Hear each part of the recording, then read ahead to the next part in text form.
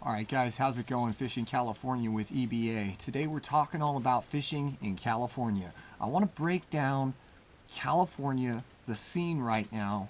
We've got a serious situation with the Chinese golden mussel, which is now spread statewide to over 50 locations.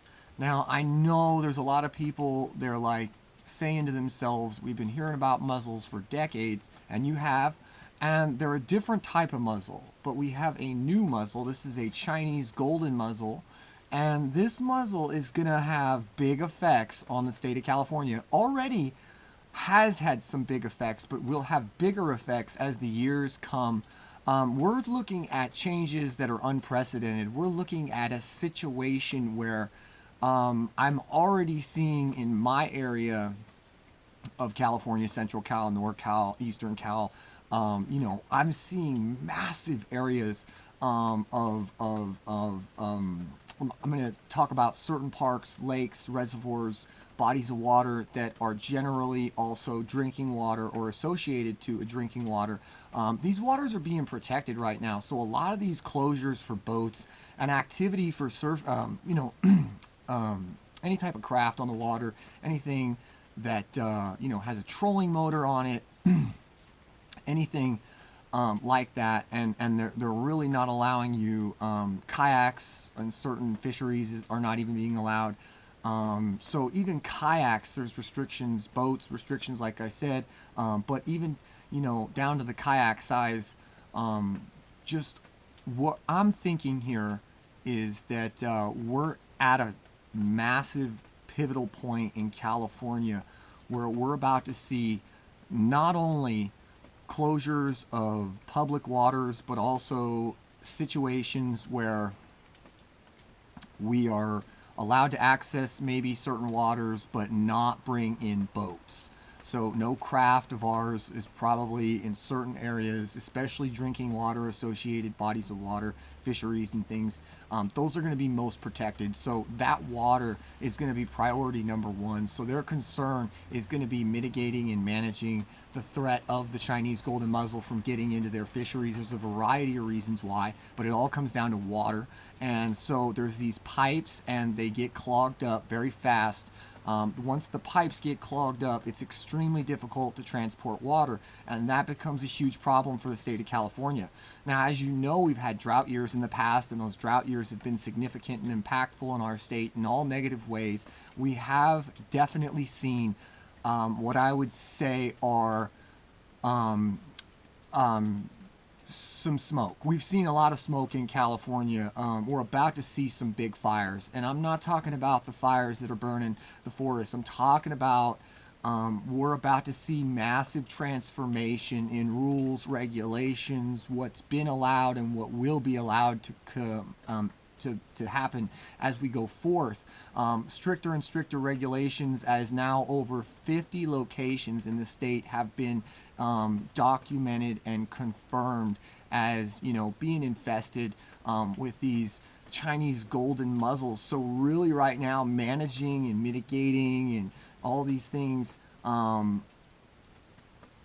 basically they're going to have to restrict a lot of the access on water. From what I'm hearing, I'm hearing proposals to shut down the Delta tunnels. I'm hearing, I mean, not the tunnels, the Delta launches. I'm hearing proposals to, just close lakes altogether for till they actually have a plan they can implement. And coming up with a plan in California is very difficult. We have a lot of people with a lot of different ideas on maybe how something should be done, yet nobody's actually doing anything. From what I can see, evidential, I'm not seeing anything that's being done in the state to, that I can say that, I can't say we're well managed, and I can't say we use a lot of the resources or our funds to the best of our ability. So right now, I'm not confident that we're going to come up with a permanent solution. I'm very confident they're going to screw this up. I'm very confident they're going to restrict and regulate more and more waters. I'm really confident they're going to remove access of you to bring your boats and your kayaks and other, just random things, jet skis, everything, doesn't matter, little things like that. They're going to restrict your access to be able to bring those things to more and more places. Obviously, we have some areas in the state where we've already had to do tags, lockout tags type of thing, 1 month wait. So 1 month wait between one boat and your boat being able to go into, say, one lake, one body of water, and then go to another lake, body of water. 1 month wait. So that's, you know, having to drive down to that lake, spend 2 hours to drive down there, get the boat tagged, come back a month later, do the same drive just to go once, and then at that point you can't go anywhere but there. So that's kind of a huge problem right now for boats in California. We pay a luxury tax. We also pay a lot of other taxes. We're one of the highest taxed, if not the highest taxed, arguably, state in the country. It is absolutely obscene, the way in which we are being extorted. The outdoorsmen of California, the people that really make this state great, I think, the people that I like, the people that are like-minded for my type of, you know, and those people, my people, I'm really, you know, I'm swinging for you. But we got to remember, you know, this is a thing where there's some things we can affect and there's some things we can't affect. What we do have to acknowledge is change is coming, and change is constant. In the state of California, change is, very fast. It comes very fast, and it comes in a way sometimes that's very hard to swallow. So I don't think this is going to change. We've got lakes like Comanche, we've got lakes like Pardee, I've got other lakes like Diamond Valley Reservoir, we've got other lakes, Shasta implemented a few things, Berryessa, Clear Lake was pretty good this year, but we had a lot of fisheries that, you know, they're implementing different systems. That's another thing, is every lake is doing a different system. You know, one lake is doing one type thing and another lake's doing a different system.